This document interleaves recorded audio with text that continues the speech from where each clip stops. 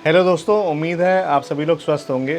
2 महीने पहले मैंने एक वीडियो पोस्ट किया था जिसमें दिखाया था एक मोटर होम इंडिया में बना हुआ, मुंबई में बना हुआ, और मुलाकात कराई थी आप लोगों की उस मोटर होम के ओनर प्रतीक जी से। काफ़ी सारी चर्चाएं हमने की थी, काफ़ी सारी इन्फॉर्मेशन कलेक्ट की थी मोटर होम से जुड़ी हुई। उस वीडियो को जब मैंने पोस्ट किया तो आप लोगों में से बहुत सारे लोगों ने कमेंट किया और बहुत सारे एडिशनल सवाल पूछे। तो मैंने सोचा उन एडिशनल सवालों के जवाब के लिए वापस से क्यों ना प्रतीक से कनेक्ट किया जाए और समझा जाए उन सवालों के जवाब।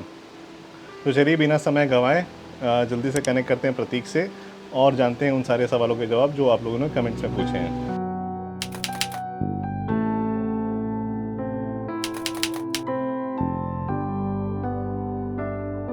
हाय प्रतीक, एक बार फिर से स्वागत है मेरे चैनल पे आपका, जिसका नाम है wandering monk.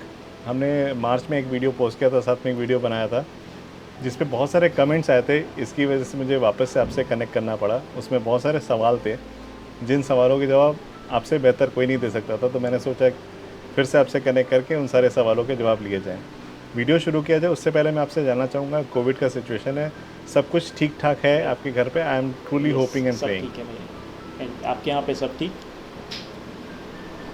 Great. All well by God's grace. और दूसरी चीज़, जितने भी ऑडियंस हैं, जो लोग ट्रैवलर ही, ऑफकोर्स हमारे चैनल तो ट्रैवलर ही देख रहे होंगे, उनको कोई मैसेज देना चाहेंगे आज के करंट सिचुएशन के ग्रेट। हिसाब so we say? Talking about corona and corona के एंगल से अगर देखेंगे तो firstly it is not advisable and not easy also to travel during this time.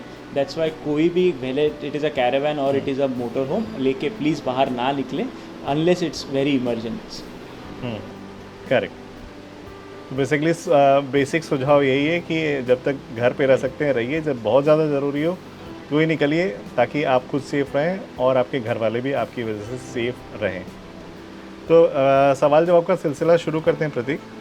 मेरे पास कुछ सवाल थे, मैं सवाल खोलता हूँ, फिर आपको एक एक करके हम लोग डिस्कस करते हैं उस पर। जो सबसे ज़्यादा सवाल आया, एक्चुअली बहुत सारे कमेंट्स में सवाल पूछे गए थे, जैसे मैंने आपको पहले बताया।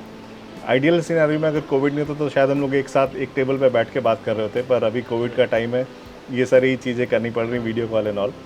तो जो सवाल सबसे ज़्यादा इम्पॉर्टेंट मुझे समझ में आया, एक्चुअली ये 2 पार्ट में इसको डिवाइड कर सकते हैं। एक तो है आरटीओ का क्या प्रोसेस होता है मोटर होम बनाने के लिए, कितना खर्चा होता है, प्लस एआरएआई का क्या प्रोसेस होता है और कितना खर्चा होता है। क्या आप इस पर थोड़ा सा लाइट डालेंगे? So we'll divide the question into two parts. First part being about the ARAI part. मैंने लास्ट वीडियो में भी बोला था ARAI is very much important. ARAI का एक डॉक्यूमेंट है AIS 124. Now this AIS 124 talks about how a motor home can be built, how it कौन से मटेरियल होना चाहिए, क्या होना चाहिए, गाड़ी में क्या क्या होना चाहिए, क्या क्या नहीं होना चाहिए. So if you all go through that आपको एक रफ आइडिया आ जाएगा. सेकेंडली आप सेकेंड पॉइंट बिंग आर में महाराष्ट्र में as of now 5500 per square metre of the modified area is the rate. So आपको उस हिसाब से टैक्स पर ईयर पे करना है। आप अगर ARAI सर्टिफाइड है आपका व्हीकल तो आप उसको कर सकते हैं। This is a for a brand new vehicle. अगर आप एक सेकेंड हैंड व्हीकल लेके कन्वर्ट कर रहे हैं तो एक कन्वर्जन का फॉर्म होता है जिसमें बेसिक अराउंड कुछ 900 का वो फॉर्म आता है और you have to pay that and you have to pay that and do the conversion. So अगर आप एक व्हीकल लेंगे बेसिक तो आपका 80,000 से 1 लाख के बीच में टेम्पो ट्रैवलर का मॉडिफिकेशन का RTO चार्जेस जो कि आपका टैक्सेशन पार्ट है वो आपका हो जाना चाहिए उतने में पूरा। That's for Maharashtra. अलग स्टेट में अलग डिफर करेगा। सारे के सारे स्टेट्स का जो चार्जेस होंगे वो सारे के सारे स्टेट्स के चार्जेस अपने अपने स्टेट के रूल्स के हिसाब से अलग अलग होंगे। ये वीडियो आप लोगों को यूज़फुल लग रहा हो तो प्लीज़ थम्स अप कर दीजिएगा और शेयर कर दीजिएगा अपने फ्रेंड्स एंड फैमिली मेम्बर्स के साथ जिनको भी मोटर होम्स में इंटरेस्ट है। तो प्रतीक के हिसाब से आरटीओ और एआरएआई की जो क्लैरिटी मिली उससे हमें ये पता लगा कि अगर आप प्रतीक का जैसा मोटर होम वैसा मोटर होम अगर आप बनाते हैं तो लगभग 80,000 से 1 लाख रुपए खर्चा होगा। अगर आप महाराष्ट्र में हैं, किसी और स्टेट में बना रहे हैं तो कॉस्ट अलग हो सकता है, वो आप वहाँ पे आरटीओ पे जाके क्लैरिफाई कर लीजिए, तभी आपको बेटर आइडिया मिलेगा कि कितना खर्चा आपका अप्रॉक्सीमेटली होने वाला है। इसी से जुड़ा एक और सवाल था प्रतीक, कौन सा चेसिस बेटर होता है अगर आप बस का यूज़ करना चाहें, वैन का यूज़ करना चाहें? प्लस कुछ लोगों ने क्वेश्चन पूछा कि क्या मैं ट्रक का चेसिस यूज़ करके उसके ऊपर कंटेनर में कुछ मोटर होम टाइप का बना के यूज़ कर सकता हूँ, क्या ये फिजिबल है या लीगल है? ट्रक का चेसिस पे बना तो सकते हो, बट उसके पासिंग के रूल्स मुझे क्लैरिटी नहीं है, तो to be honest I won't comment on that. But bus के ओके चेसिस पे आप लेके डेफिनेटली बना सकते हो, उसमें आपको बहुत ज़्यादा एडवांटेज मिलता है, आपको स्टोरेज मिलता है बहुत ज़्यादा below the chassis, and height भी व्हीकल की ज़्यादा मिलती है as compared to a monocoque body. So definitely bus okay chassis पे आप बना ही सकते हो, and okay you can get it approved as a caravan. Okay okay. आपके हिसाब से एडवाइजेबल होगा कि बस या वैन के चेसिस पे बनाए rather than making it on lorry और ट्रक के चेसिस पे। ट्रू। अगला जो सवाल था वो काफ़ी क्यूरियोसिटी भरा है। बहुत सारे लोग जानना चाहते हैं कि वाइट नंबर प्लेट वाला व्हीकल बनाना चाहिए या येलो नंबर प्लेट वाला। आपके हिसाब से क्या एडवाइजेबल है और क्यों? ओके, सो बेसिकली एक फंडा समझा देता हूँ, what is white number plate. White number plate मतलब private passing, that is lifetime tax. Lifetime tax as in RTO के टर्म्स में 15 ईयर्स का टैक्स।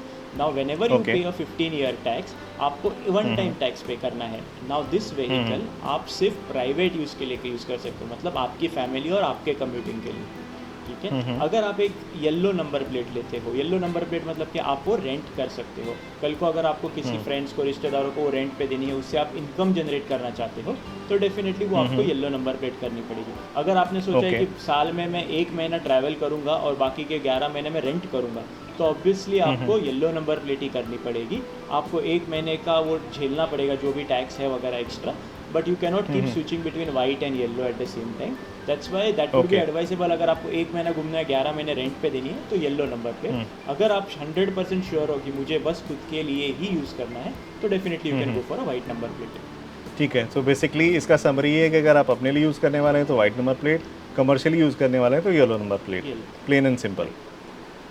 सो अगला जो क्वेश्चन है वो सवाल आया है, लोगों ने पूछा कि पहले रेंट करें किसी आरवी को या खुद ही बनाने निकल पड़े। What do you advice?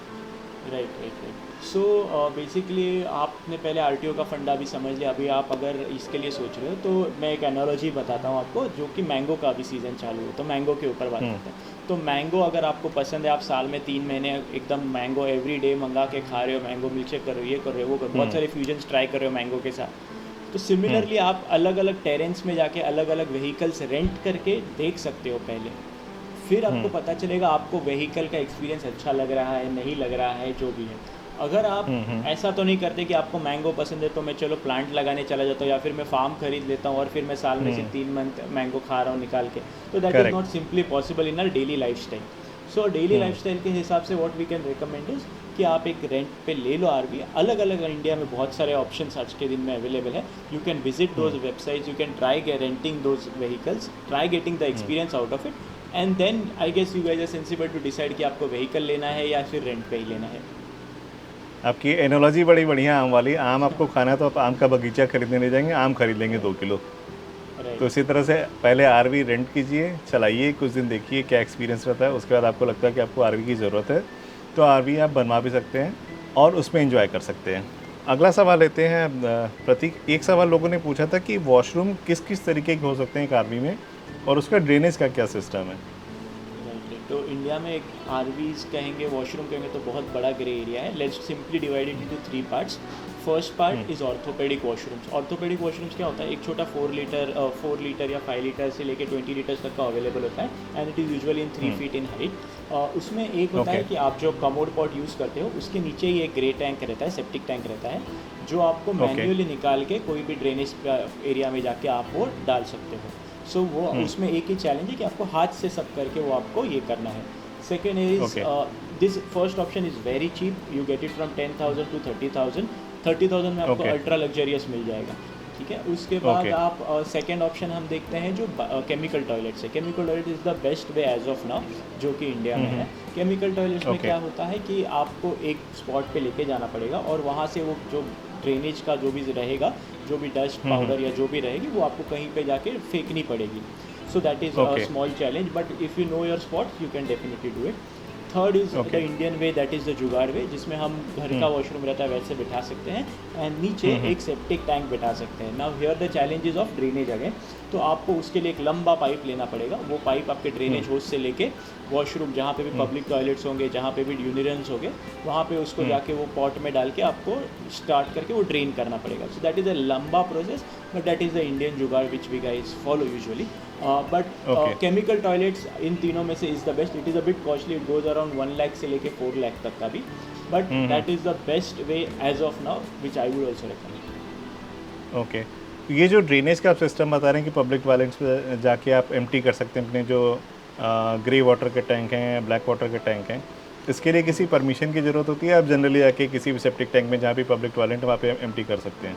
तो देखो, आप पब्लिक वॉशरूम यूज़ करो तो दे चार्ज 10, 20, 30 रुपीज़. उसी हिसाब से आप उनको 10, 20 रुपीज़ दे के आपका सिर्फ पाइप डालना है आपको उनके कमोड के पॉट में, एंड आपको होल स्टार्ट करना है तो वो ड्रेन आउट अपने आप हो जाएगा. सो Okay. उस हिसाब से होता है. अगर पूरा सवाल जवाब एक ही वीडियो में डालता हूँ तो काफ़ी लंबा हो जाएगा, इसलिए इस वीडियो को मैं यहीं पे कट शॉर्ट कर रहा हूँ. इस कन्वर्सेशन का नेक्स्ट पार्ट मैं अगले वीडियो में पोस्ट करूँगा. तब तक अपना ख्याल रखिए, खुश रहिए, मुस्कुराते रहिए. Stay healthy, stay home and stay safe. I will see you guys soon with the next video.